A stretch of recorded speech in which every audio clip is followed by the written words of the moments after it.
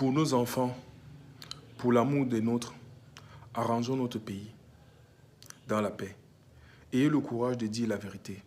Ça fait mal, ça fait peur, c'est dur, mais c'est la seule chose, elle seule nous libérera véritablement. L'insurrection est un piège préparé pour nous détruire à jamais. Je préfère balancer comme ça que de pleurer à jamais.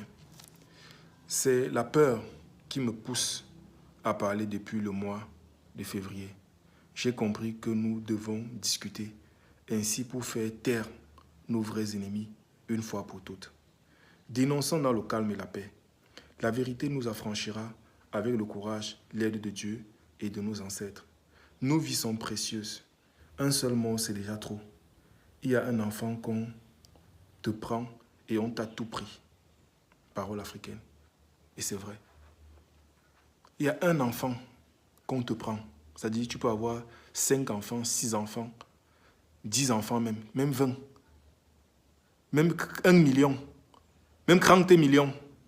Mais il y a une personne, une seule personne, que si on vous prend cette personne-là, on vous a tout pris. Une personne, que si on vous prend cette personne, on vous a tout pris. C'est pourquoi il y a un seul chef d'État. Il y a un seul leader. Il y a une personne que dans ta famille, dans ton unité familiale, on te prend cet enfant-là, on t'a tout pris. C'est une sagesse africaine.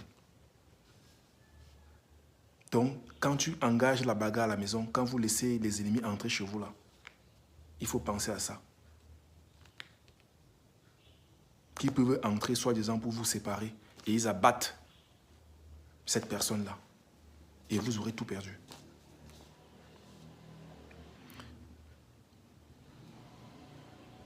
Chacun de nous, enfants, jeunes, vieux, sont des enfants des gens. Nous avons du prix à leurs yeux. Arrangeons notre pays dans la paix. Celui qui ne comprend pas ça est notre ennemi. Tout le monde sait que la paix est la seule bonne raison pour faire la guerre. Je l'ai déjà dit.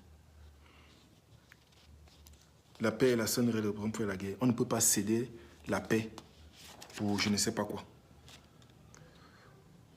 On doit se sacrifier s'il le faut pour avoir la paix. Heureusement, nous l'avons encore. Il faut juste la préserver. Donc nous devons nous battre pour préserver notre paix. Nous devons nous battre, nous devons être prêts à mourir pour préserver notre paix. Et celui qui ne comprend pas ça est notre ennemi. Il va nous ôter. Celui qui ne comprend pas ça est notre ennemi. Parce que notre ennemi est là. Il est là, au milieu de nous. Il nous observe. Il nous manipule. Il nous pousse, soi-disant, à la liberté, à l'affranchissement. Il nous pousse. Mais il veut nous ôter toute possibilité de résister. Il veut nous prendre notre souveraineté avant de nous remettre dans l'esclavage. Pire, dans un esclavage encore plus dur que ce qu'on a connu par le passé. On sera devenu esclave pour plus longtemps encore. Ils feront pour cela que ça soit à jamais. Cette fois-ci, ça sera justice, car nous-mêmes, nous aurons participé à créer ces conditions d'asservissement.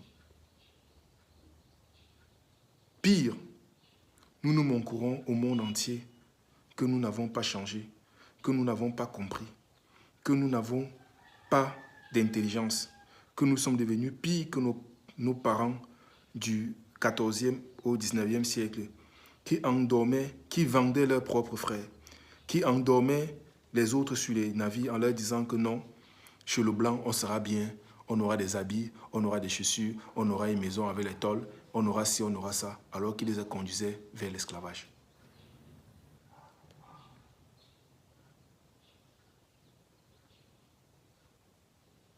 Il faut bien réfléchir.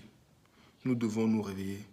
Sinon, la pire des esclavages nous attend.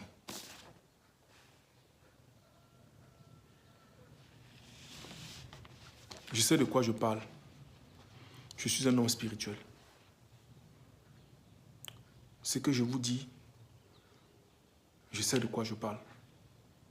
Je sais ce qui nous attend. Je vous prie de me croire. Nous sommes en danger. Et si nous ne nous réveillons pas, j'ai peur que ça sera pire. Ça sera pire.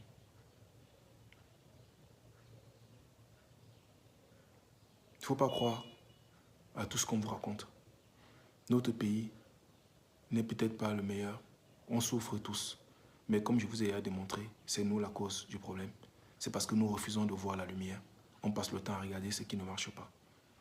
On veut éteindre nous avons éteint la lumière qui est en nous. C'est pourquoi nous voyons l'obscurité partout. C'est ça le problème aussi.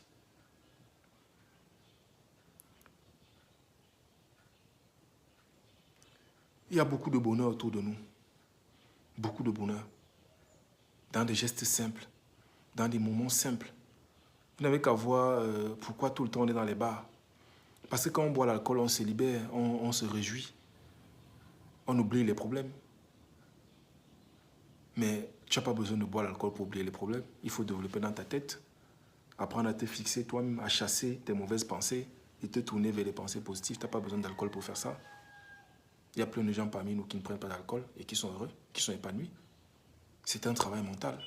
Il faut apprendre à tourner les yeux vers ce qui nous rend heureux et fuir ce qui nous donne du plaisir, qui nous rend malheureux. Chacun doit faire ses choix, chacun doit assumer ses choix. Si je suis au niveau de vie où je suis, moi j'assume. Hein. Et permettez-moi de vous dire que des jeunes de mon âge, je suis sûr que je suis l'un des plus endettés de ce pays. Je n'ai pas honte de celui qui veut, il me demande, je vais lui dire mon niveau d'endettement.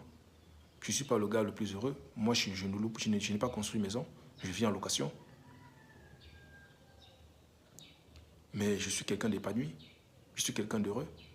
Parce que je garde espoir, je crois en moi, je crois en ce pays, je crois en vous. Je crois au Cameroun, je crois en tous les Camerounais, même de la diaspora. Ceux qui me connaissent savent que je suis toujours en train de donner les conseils. Je suis toujours en train de motiver les gars. Parce que je vois la lumière dans ce pays. J'ai vu la lumière. J'ai vu notre destinée. J'ai vu, on a un très grand destin. Et on veut nous voler ça. Si vous ne comprenez pas ça, c'est tant pis pour vous. On veut nous voler notre destin. Et tout le reste là, tout ce qu'on organise là, c'est la comédie. C'est une pièce de théâtre. Et si nous jouons mal, à la fin, nous allons pleurer. Nous allons pleurer. Moi, comme je vous ai dit, je suis un homme spirituel. Alors, je pose une question. Est-ce que nous sommes plus heureux aujourd'hui qu'hier? Est-ce qu'aujourd'hui, nous sommes plus heureux que nos parents?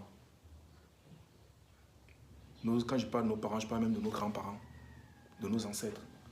Ceux-là qui vivaient de la... Attends, je vais vous faire voir. Ça là, je parle de ça. Ceux-là qui vivaient de la pêche, de la chasse, de la cueillette, qui avaient la vie simple. Ils vivaient dans leur case là. Dans leur petite case, dans leur hutte. Est-ce que nous sommes plus heureux qu'eux?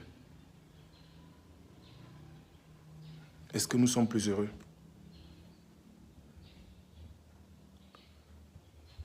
Moi, je pense non. Non, nous ne sommes pas heureux, nous ne sommes pas épanouis, plus qu'eux.